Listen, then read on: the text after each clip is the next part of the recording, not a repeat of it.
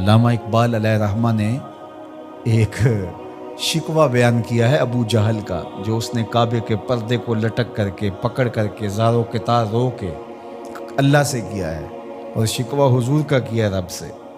ابو جہل نے کہا کہ اس نے قریش کی عزت کو، ہمارے تفاخر کو خاک میں ملا دیا ہے، اور میرا سینہ بڑا زخمی ہو گیا ہے۔ در نگاہ او یکے بالا و پست، با غلام خیش بر یک خان نشست، کہ اس کی تو نظر میں اونچ نیچ ہے ہی نہیں، یہ تو غلام کے ساتھ بیٹھ کے کھانا کھا لیتا ہے۔ تو اگر یہ دین یہ لے کر آیا ہے تو پھر قریش کا وقار کدھر جائے گا؟ یہ کعبہ کے پردے سے لپٹ کر کے اللہ سے شکایتیں حضور کے لگا رہا ہے ابو جہل۔ اللہ اکبر۔ تو وہ غلام کو انسان نہیں سمجھتے تھے۔ جب غلام آقا کے جوتے اذن کے بغیر چھو بھی نہ سکے، میرے حضور معراج سے واپس پلٹیں اور کہیں بلال تو کون سے نیک عمل کرتا ہے، جنت میں تیرے قدموں کی آہٹ سنتا رہا۔ کیا خیال ہے اس ایک جملے نے دور غلامی کی ساری تھکن اتارنے دی ہوگی، اور بلال فرش سے اٹھ کے فراز عرش پہ نہیں پہنچ گیا ہوگا۔ حضرت سیدنا عثمان غنی رضی اللہ تعالی عنہ جمعے کی تیاری کرتے۔ جمعے کی تیاری ہوتی ہے، غسل کیا جائے، کپڑے بدلے جائیں، تیل لگایا جائے، خوشبو لگائی جائے۔ تو تیاری میں ایک شامل یہ تھی غلام آزاد کیا جائے، ہر جمعے کو ایک غلام آزاد کیا۔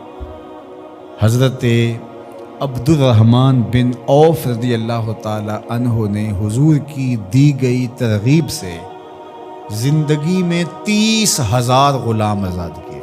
اتنے طریقے دیے غلام آزاد کرنے کے، قسم توڑ بیٹھو غلام آزاد کرو، کفارہ زہار میں غلام آزاد کرو، روزہ توڑ بیٹھو غلام آزاد کرو، کفارہ قتل میں غلام آزاد کرو۔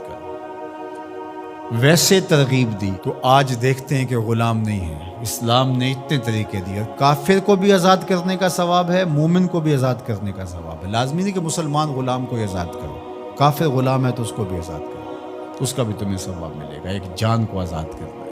اور پھر ہوا کیا کہ مسلمانوں نے غلام آزاد کرنے شروع کر دیے۔ آدھی دنیا غلاموں سے بھری ہوئی تھی، آدھی آقاؤں سے بھری ہوئی تھی۔ اب غلام آزاد ہو گئے اور وہ امتیاز بندہ و آقا ختم ہو گیا۔ ایک صالح پاکیزہ معاشرت وجود میں آئی، اور وہ وقت زمانے نے دیکھا کہ حضرت عمر رضی اللہ تعالی عنہ نے مکے کے گورنر کو بلایا کسی کام کے لیے مدینے، تو انہیں پوچھا کہ اپنے پیچھے کس کو اپنا قائم مقام گورنر بنا کے آئے ہو؟ تو انہوں نے کہا ابن ابزے کو۔ انہوں نے کہا یہ ابن ابزے کون ہے؟ میں نہیں جانتا۔ کہا یہ ایک غلام ہے۔ تو کہا ایک غلام کو گورنر بنا آئے ہو؟ کہا کہ وہ قرآن جانتا ہے۔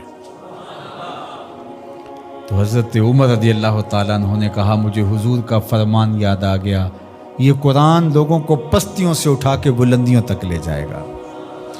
غلام گورنر بنے۔ ہندوستان کے اندر باقاعدہ ایک خاندان غلامہ گزرا ہے، جس طرح خلجی حکمران ہوئے، مغل حکمران ہوئے، ایک باقاعدہ خاندان غلامہ تاریخ پڑھے، وہ باقاعدہ بادشاہ بنے۔ تو یہ تاریخ ہے۔ بھلا غلاموں کو اس مسند پہ بٹھایا جا سکتا تھا، سوچا بھی جا سکتا تھا؟ اپنے ساتھ بیٹھ کے کھانا کھلانا، اس پہ شکایتیں لگا رہا ہے رب کے حضور، کعبے کے پردے کو تھام کے ابو جہل کہ از محمد سینہ ما زار زار، ہمارا سینہ زخمی ہو گیا ہے۔ در نگاہ او یکے بالا و پست، با غلام خیش بر یک خان نشست۔ یہ تو غلاموں کے ساتھ بیٹھ کے کھانا کھانے کی بات کرتا ہے۔ اگر یہ دین ہے تو پھر قریش کا وقار کدھر جائے گا؟ لیکن حضور نے غلاموں کو عزت دی، ان کو وقار دیا۔ اللہ اکبر۔ انسانیت آزاد ہی میلاد والے رسول کے صدقے سے ہوئی۔ انسان غلامی کی زنجیروں میں جکڑا ہوا تھا، انسانیت کو غلامی سے آزادی دی ہے تو میلاد والے محمد عربی نے دی ہے۔ تو ہم کیوں نہ پھر حضور پہ درود پڑھیں اور کیوں نہ حضور کا ذکر خیر کریں۔